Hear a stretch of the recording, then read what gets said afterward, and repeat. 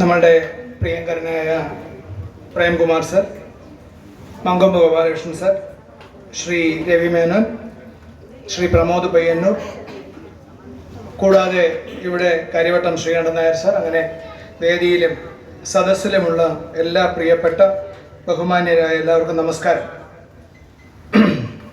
ഈ സമ്മേളനത്തിൽ ഒട്ടും അധികം സംസാരിക്കാൻ പാടില്ല.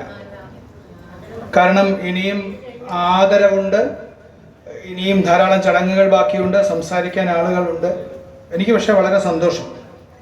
കാരണം ഇതിൽ മങ്കൊമ്പ് ഗോപാലകൃഷ്ണൻ സാറിന് ഏറ്റവും അധികം ബന്ധമുള്ള, ഏറ്റവും അധികം കടപ്പാടുള്ള സ്ഥാപനത്തിൻ്റെ പ്രതിനിധിയാണ് ഞാൻ, ആകാശവാണിയുടെ പ്രതിനിധി. ഒരുപക്ഷെ ചലച്ചിത്ര ഗാനങ്ങളെ കേരളത്തിലെ സാധാരണ മനുഷ്യരിലേക്ക് ഏറ്റവും അധികം എത്തിച്ചത്, പാട്ടുകളെ അവരുടെ ഹൃദയങ്ങളിൽ പ്രതിഷ്ഠിച്ചത്, അവയ്ക്ക് വീണ്ടും വീണ്ടും മരണമില്ലാത്ത പാട്ടുകളാക്കി മാറ്റി അതിന് സ്ഥിരപ്രതിഷ്ഠ നേടിക്കൊടുത്തത് ഒക്കെ ആ സ്ഥാപനമാണ് എന്നതിന് തർക്കമുണ്ടാവാൻ വഴിയില്ല. ആരെങ്കിലും അങ്ങനെ തർക്കിക്കുമെങ്കിൽ അവർക്ക് മറ്റെന്തോ കുഴപ്പമുണ്ടെന്നാണ് അതിനർത്ഥം.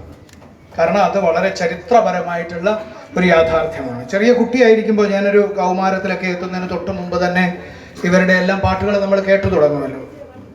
അപ്പോൾ പാട്ടുകളോട് കാവ്യ താല്പര്യമുള്ള സമൂഹം ആ കാലത്ത് കേരളത്തിലുണ്ടായിരുന്നു. വളരെ കാവ്യ താല്പര്യമുള്ളവർ, എല്ലാ അക്ഷരാഭ്യാസമില്ലാത്തവരിൽ പോലും കാവ്യബോധമുണ്ടായിരുന്ന, അക്ഷരാഭ്യാസമില്ലാത്തവരിൽ പോലും താളബോധമുണ്ടായിരുന്ന വളരെ ഭാഷാപരമായ ഒരു സുവർണകാലമാണ് കേരളത്തിൻ്റെ പഴയ കാലം. അതുകൊണ്ടാണ് ഈ പാട്ടുകൾ ഇങ്ങനെ പ്രവേശിക്കാനിടയായത്.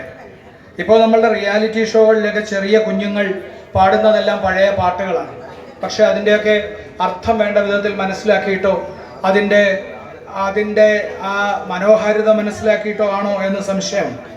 ഇപ്പം പി ഭാസ്കരൻ മാസ്റ്റർ പാട്ടെഴുതുമ്പോൾ നാഴിയുരി പാല് കൊണ്ട് നാടാകെ കല്യാണം എന്ന് പാട്ടെഴുതുമ്പോൾ അത് പഴമൊഴിയിൽ നിന്ന് പാട്ടിലേക്ക് പ്രവേശിച്ചതാണോ, പാട്ട് പിന്നീട് പഴമൊഴിയായി തീർന്നതാണോ എന്ന് നമുക്ക് സംശയം തോന്നുന്ന വിധത്തിലാണ് പാട്ടുകളുടെ രചനാ സംവിധാനം ഉണ്ടായിരുന്നത്. ഭാസ്കരൻ മാഷ് പാട്ട് എഴുതുമ്പോൾ, കൊടുങ്ങല്ലൂർ ജനിച്ച ഭാസ്കരൻ മാഷ് അദ്ദേഹത്തിൻ്റെ ജീവസന്ധാരണത്തിനായിട്ട് കോഴിക്കോടെത്തി. കോഴിക്കോട് ആകാശവാണിയിൽ കെ രാഘവൻ മാസ്റ്റർ കൂടി ഡൽഹി ആകാശവാണിയിൽ നിന്ന് ട്രാൻസ്ഫറായി കോഴിക്കോട് ആകാശവാണിയിൽ എത്തിയിട്ട് ഒരു മേശയ്ക്കിരുപാടും ഇരുന്ന് ഭാസ്കരൻ മാഷുടെ, രാഘവൻ മാഷുടെ കയ്യിലുള്ള പഴയ നാടൻ താളങ്ങൾ, പാട്ടുകൾ പാടിക്കേൾപ്പിക്കുന്നതിൻ്റെ ഭാഗമായി പാടിക്കേൾപ്പിച്ചാണ് നമ്മളുടെ ഈ ഹിന്ദി തമിഴ് ഗാനങ്ങളുടെ ഈണങ്ങളെ അനുകരിച്ച് എഴുതിക്കൊണ്ടിരിക്കുന്ന പാട്ടുകളിൽ നിന്ന് നമുക്കൊരു മോചനം ഉണ്ടാവുന്നു, സ്വതന്ത്രമായ ഗാനങ്ങൾ ഉണ്ടാവുന്നു. തിരുവനന്തപുരത്ത് വേറൊരു രണ്ട് മഹാപ്രതിഭകൾ വേറെ സംഗമിക്കുന്നു. കാവാല നാരായണ പണിക്കരും എം ജി രാധാകൃഷ്ണനും. കുട്ടനാട്ടിലെ സാധാരണ മനുഷ്യരോടൊപ്പം ഇടപഴകി നടന്ന് തൻ്റെ സാമുദായികമോ അല്ലെങ്കിൽ അവിടുത്തെ വലിയ ആഭിജാത്യം നിറഞ്ഞ ഒരു ഫ്യൂഡൽ പാരമ്പര്യത്തെയൊക്കെ ഉപേക്ഷിച്ച് കുട്ടനാട്ടിലെ ഏറ്റവും സാധാരണക്കാരുടെ കൂടെ ജീവിക്കുകയും അവരോടൊപ്പം സഞ്ചരിക്കുകയും ചെയ്ത് കേരളത്തിൻ്റെ ഏറ്റവും അടിസ്ഥാനപരമായ താളങ്ങൾ കണ്ടെത്തുകയും ആ താളങ്ങളെ ഏറ്റവും ആധുനികമായി സന്നിവേശിപ്പിക്കാൻ ശ്രമിക്കുകയും ചെയ്തുകൊണ്ടാണ് കാവാല നാരായണ പണിക്കർ സാർ രംഗപ്രവേശം ചെയ്തത്. അതിന് ഏറ്റവും ഉചിതമായി അതിനെ ഉപയോഗിക്കാൻ കഴിയുന്ന ഒരാൾ എം ജി രാധാകൃഷ്ണൻ ഉണ്ടായി. അപ്പോൾ അങ്ങനെ നമ്മളുടെ ഗാന സംസ്കാരത്തെ, അത് നമ്മളുടെ ജയദേവന്റെ ഗീതഗോവിന്ദത്തിൽ നിന്ന് വന്ന് അഷ്ടപതി എന്ന് പറയുന്ന 8 വരികളുള്ള ചെറു ഖണ്ഡങ്ങളായി നമുക്ക് നമ്മളുടെ ഏറ്റവും ലോലവികാരങ്ങളായിട്ടുള്ള പ്രണയത്തെ, വിരഹത്തെയൊക്കെ അങ്ങനെ ആവിഷ്കരിക്കാമെന്ന്, അത് പാടാവുന്ന വിധത്തിലാക്കാം എന്ന് കണ്ടെത്തി അത് പ്രചരിച്ചിട്ടാണ് നമ്മളുടെ ലളിതഗാനങ്ങളിലേക്കും ചലച്ചിത്ര ഗാനങ്ങളിലേക്കും പ്രവേശിക്കുന്നത്. ലോകത്തെ എത്ര രാജ്യങ്ങളിൽ ചലച്ചിത്ര ഗാനങ്ങളുണ്ടെന്ന് എനിക്കറിഞ്ഞുകൂടാ. ഇംഗ്ലീഷിലൊക്കെയുള്ള സിനിമകളിൽ ചിലപ്പോൾ പാട്ടുകൾ കേൾക്കാം, പക്ഷേ അതൊക്കെ അങ്ങനെ ആവർത്തിച്ച് പാടാൻ ഇംഗ്ലീഷ് അറിഞ്ഞുകൂടാത്തത് കൊണ്ടാവാനും വഴിയുണ്ട്. പക്ഷേ അതങ്ങനെ ആവർത്തിച്ച് പാടാനൊന്നും തോന്നുന്ന വിധത്തില്ല നമുക്ക്. പക്ഷേ നമ്മളുടെ ജീവിതത്തെ വ്യാഖ്യാനിച്ചത് മലയാളത്തിലെ ആധുനിക കൃതികൾ മാത്രമല്ല, ആധുനിക ഗദ്യം മാത്രമല്ല, നമ്മളുടെ ജീവിതത്തെ വ്യാഖ്യാനിച്ചത് ഈ ചലച്ചിത്ര ഗാനങ്ങളാണ്. നമ്മളുടെ വിരഹത്തെ, നമ്മളുടെ സ്നേഹത്തെ, നമ്മളുടെ സന്താപത്തെ, നമ്മളുടെ നൈരാശ്യത്തെ ഒക്കെ നമുക്ക് വേണ്ടി ആവിഷ്കരിച്ചു തന്നത് ഇതാണ്. ഇതെഴുതിയ ആളുകളെല്ലാം കേരളത്തിലെ ലബ്ധപ്രതിഷ്ഠരായിട്ടുള്ള കവികളായിരുന്നു. പി ഭാസ്കരൻ മാഷെ കുറിച്ച് നേരത്തെ പറഞ്ഞല്ലോ. ഭാസ്കരൻ മാഷ് കവി എന്ന നിലയിൽ വയലാർ ഗർജിക്കുന്നു എന്ന കവിത എഴുതി കേരളത്തിലെ വിപ്ലവത്തിന് അസാമാന്യമായ ഊർജം പകർന്ന കവി, കേരളത്തിലെ ഏറ്റവും സത്യസന്ധനായ കവി ആരാണെന്ന് ചോദിച്ചാൽ അത് ഭാസ്കരൻ മാസ്റ്റർ ആണെന്ന് പറയണം. തൻ്റെ ആ പ്രത്യയശാസ്ത്ര ബോധ്യത്തിൽ നിന്ന് അദ്ദേഹത്തിന് വലിയ വ്യതിചലനം ഉണ്ടായിട്ടുണ്ട്. ഈ ഉയരും ഞാൻ നാടാകെ പടരും എന്ന് പറഞ്ഞ് അതിൽ നിന്ന് പ്രത്യയശാസ്ത്രപരമായ ബോധ്യം മാറിയപ്പോൾ അദ്ദേഹം ചെങ്കാളിയപ്പൻ എന്ന് പറഞ്ഞ കവിത എഴുതിയിട്ടുണ്ട്. ചെങ്കാളിയപ്പനെ ചുവന്ന കൊടി പിടിച്ച് വലിയ വിപ്ലവത്തിന് നേതൃത്വം കൊടുത്ത ചെങ്കാളിയപ്പൻ ഇപ്പൊ എവിടെയാണ് നിൽക്കുന്നത് എന്ന് പറഞ്ഞ് ചെങ്കാളിയപ്പൻ എന്ന ക്ലാസിക് ആയിട്ടുള്ള മലയാളത്തിലെ കവിതയുണ്ട്. നമ്മൾ പരാമർശിക്കാത്തൊരു കവിതയാണ്. ഭാസ്കരൻ മാഷ്ടറുടെ കവിത ആഴത്തിൽ പഠിക്കുമ്പോൾ കായൽക്കാറ്റ് എന്ന് പറയുന്ന സമാഹാരത്തിൽ നിങ്ങൾക്ക് ആ കവിത വായിക്കാം.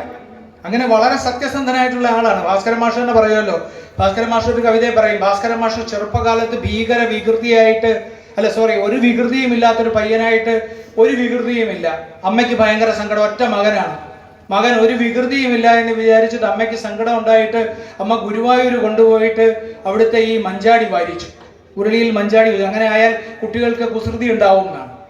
അങ്ങനെ മഞ്ചാടി വാരിച്ചിട്ട് ഭാസ്കരൻ മാസ്റ്റർ പറയുന്നത് അതോടുകൂടി അമ്മയുടെ അടുത്തുനിന്ന് പുറപ്പെട്ടു പോയി വിപ്ലവകാരിയായി. കുറെ കാലം കഴിഞ്ഞപ്പോൾ അമ്മ തിരിച്ചു വിളിച്ച് ഗുരുവായൂർ കൊണ്ടുപോയിട്ട് വീണ്ടും മഞ്ചാടി വാരിച്ചു അത്ര ഈ വികൃതി നിൽക്കാൻ വേണ്ടിയിട്ട്. അങ്ങനെ പുറപ്പെട്ടു പോയ ഒരാളാണ് അദ്ദേഹം. അദ്ദേഹം അതീവ സത്യസന്ധനായി ജീവിച്ചു. ഈ താൻ നടത്തിയ വിപ്ലവത്തിന്റെ പേരിൽ ഒരു ആനുകൂല്യത്തിനും പിന്നാലെ പോയില്ല. ഞാൻ നടത്തിയിട്ടുള്ള വിപ്ലവത്തിന്റെ പ്രതിഫലമായി എനിക്ക് ഇത് തരണം എന്ന് പറഞ്ഞ് പിന്നാലെ പോയില്ല. തൻ്റെ ബോധ്യങ്ങളിൽ ഉറച്ചു നിന്നു. പ്രവർത്തിക്കാൻ ആഗ്രഹിച്ച കാര്യത്തിൽ പ്രവർത്തിച്ചു. എപ്പോഴും എഴുതുമ്പോൾ കേരളത്തിന്റെ ഏറ്റവും സ്വാഭാവികമായ എഴുത്തെഴുതി. കേരളത്തിലെ ഏറ്റവും സാധാരണക്കാരന് പരിചയമുള്ള പൂക്കളെ കുറിച്ച് എഴുതി. ഏറ്റവും സാധാരണക്കാരന് പരിചയമുള്ള വിഷയങ്ങൾ കൈകാര്യം ചെയ്തു. എല്ലാരും ചൊല്ലണ് കല്ലാണ് നെഞ്ചിലെന്ന്, ഞാനൊന്നു തൊട്ടപ്പോൾ നീലക്കരിമ്പിന്റെ തുണ്ടാണ് കണ്ടതയ്യ. ആ സ്പർശനത്തിന്റെ ശക്തി ഒന്ന് ആലോചിച്ച് നോക്കണം നിങ്ങൾ. എല്ലാരും കരിങ്കല്ലാണെന്ന് പറഞ്ഞ സ്ഥലത്ത് ഒന്ന് തൊട്ടപ്പോൾ അത് നീലക്കരിമ്പിന്റെ തുണ്ടായി എന്ന് പറയുമെങ്കിൽ ആ തൊടലിനാണ്, ആ തൊടലിന്റെ ശക്തി നമ്മളെ മനസ്സിലാക്കി തന്ന, ആ സ്പർശനത്തിന്റെ ശക്തി മനസ്സിലാക്കി തരാൻ കഴിവുള്ള കവിയായിരുന്നു അദ്ദേഹം.